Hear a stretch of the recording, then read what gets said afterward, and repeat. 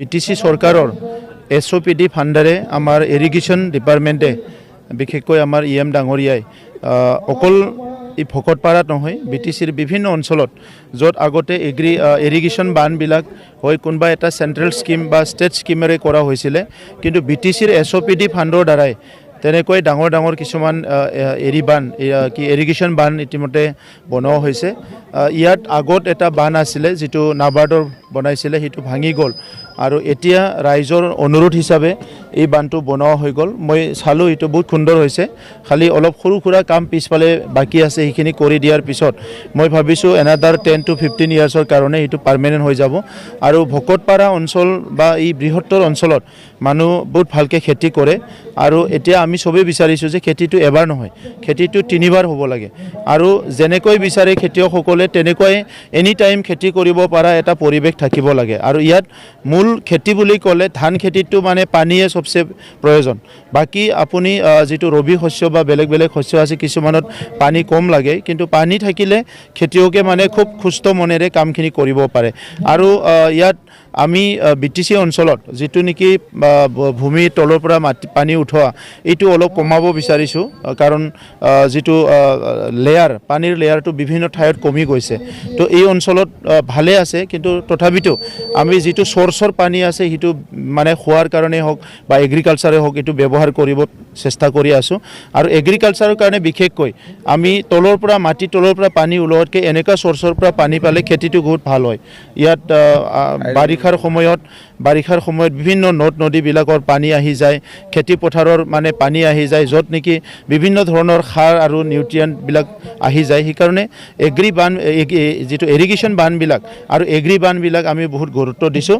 মই ভকতপাৰা ৰাইজক BTR চৰকাৰৰ তৰফৰ পৰা আমি নতুন বছৰৰ এটা গিফ্ট দিবলৈ পাই আনন্দিত হৈছোঁ। মই ৰাইজক এটাই অনুৰোধ কৰিছোঁ, মই দেখিছোঁ বহুত চেনচিটিভ হয় মানুহবিলাকে, আমাৰ সভাপতি ডাঙৰীয়াও বহুত চেনচিটিভ হয়, বানটো পাই পেলাই তেখেতে আৱেগিক হৈ পাৰিছে। গতিকে অনাগত দিনত এই বানটো এইটো আমি আজি অপেনিং কৰিলোঁ, সেইটো যাতে চবে কেয়াৰ কৰে, চোৱা চিতা কৰে ভালকৈ, মই সেইটোকে অনুৰোধ কৰিছোঁ। মুখ্যমন্ত্ৰীয়ে চুবুৰীয়া ভূটানৰ লগত কথা পাতিছে ইৰিগেশ্যন বা অন্যান্য ক্ষেত্ৰত।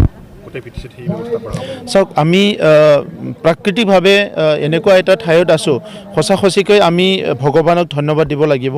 চব দিশৰ পৰাই এটা সুন্দৰ অঞ্চলত আমি আছোঁ। এই অঞ্চলত আমি যিখিনি আমাক নেচাৰে দিছে এইটো বেলেগ অঞ্চলত ইয়াৰ ইমান সুবিধা নাই। পানীৰ ক্ষেত্ৰতো গোটেই ভূটান পাহাৰটো ওচৰত আছে বা ভূটান আছে, তাৰ পৰা বহুত নদীবিলাক চ'ৰ্চবিলাক আছে। প্ৰায় 21টা আমাৰ নদী ভূটান পাহাৰৰ পৰাও নামি আহিছে। সেই নদীবিলাকত 12 মাহে পানী থাকে। গতিকে সেই পানীখিনি আমি অলপমান আমাৰ টেকন'লজি ইউজ কৰি পেলাই সেইটো খেতিৰে হওক বা খোৱাৰে হওক ব্যৱহাৰ কৰিব পৰা যায়।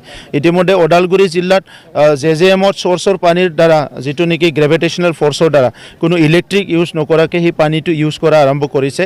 আৰু সেইকাৰণে অহা 10 বছৰৰ ভিতৰত BTR অঞ্চলত আমি তলৰ পৰা পানী ওলোৱাটো যাতে বন্ধ কৰিব পাৰোঁ, আহি থকা সময়ৰ কাৰণে যিটো আমাৰ নেচাৰ সেইটো প্ৰিজাৰ্ভ কৰাৰ কাৰণে আমি বড়োলেণ্ড গ্ৰীণ মিছনৰ দ্বাৰা ইয়াৰ ৰুৰকীৰ কিছুমান এক্সপাৰ্ট লৈ আহি ষ্টাডি ৰিচাৰ্চ আৰম্ভ হৈছে। জাৰ্মানী ইঞ্জিনিয়াৰিং সকলো আহিছে, তেখেতসকলৰ দ্বাৰা ষ্টাডি আমাৰ চলি আছে।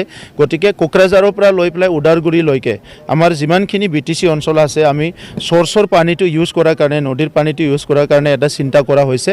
আৰু আমি ইউজ কৰাৰ পিছত আমাৰ ওচৰৰ ডিষ্ট্ৰিক্টবিলাক BTCৰ বাহিৰৰ ওচৰৰ ডিষ্ট্ৰিক্টবিলাকো এই পানীৰ সুবিধা পাব।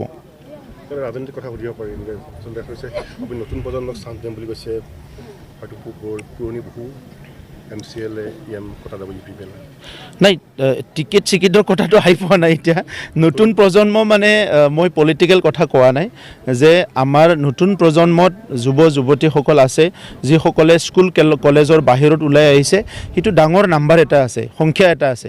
এই সংখ্যা যিসকলে চাকৰি বাকৰি সংস্থাপন কৰিব, ইয়াৰ বাহিৰে যিখিনি আছে সেইসকলক আমি ছ'চিয়েল ৱৰ্ক, পলিটিকেলতে হওক বা বিভিন্ন কামত তেখেতসকলক এংগেজ কৰিব লাগিব।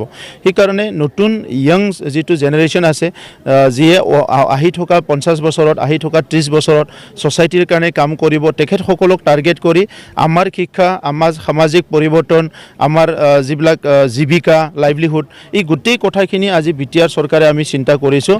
আৰু অহা মাৰ্চ মাহত আমি চৰকাৰৰ এটা ভিজন ডকুমেণ্ট ৰিলিজ কৰিম আমি এই ডিচেম্বৰ মাহৰ 30 তাৰিখত কমিউনিটি ভিজন ডকুমেণ্ট আমি ৰিলিজ কৰিছোঁ কিন্তু অহা মাৰ্চ মাহৰ ভিতৰত আমি চৰকাৰৰ ভিজন ডকুমেণ্ট ৰিলিজ কৰিম য'ত আমাৰ চৰকাৰখনে অহা 5 বছৰত নেক্সট আহিলে কি কাম কৰিম আৰু ইয়াৰ পিছত অহা 50 বছৰত বিটিআৰ অঞ্চলৰ ৰাইজে কি কাম কৰিব কি চিন্তা কৰিব এই গোটেই কথাখিনিৰ এটা ৰোড মেপ আমি অহা মাৰ্চত ৰাইজৰ ওচৰত আমি ৰিলিজ কৰিম নিৰ্বাচনৰ কিবা তাৰিখ যদি এতিয়ালৈকে তেনেকুৱা অহা নাই নিৰ্বাচনটোতো আৰু পলিটিক্স কৰা দিনৰ পৰাই নিৰ্বাচনৰ কথাটো সদায় মনত থাকে গতিকে আৰু আহিব যাব সেইটোতো এটা গণতান্ত্ৰিক পৰ্ব তাত আৰু বেছি হেডেক হ'ব লগা নাই হেডেকটো হ'ল কি যে আগৰ সময়ত ব্ৰিটিছ অঞ্চলত যেতিয়া অলপ কাৰোবাৰ বাহুবল কিবা কিবি আছিলে ভয় ভাবুকি সেই সময়ত অলপমান পৰিৱেশটো তেনেকৈ আছিলে এতিয়া আৰু শান্তি অহাৰ লগে লগে যিসকলে টকা পইচা বল প্ৰয়োগ কৰি ইলেকশ্যন কৰিছিলে সেইবিলাক লাহে লাহে আউট হৈ গ'ল গতিকে শান্তিৰ পৰিৱেশত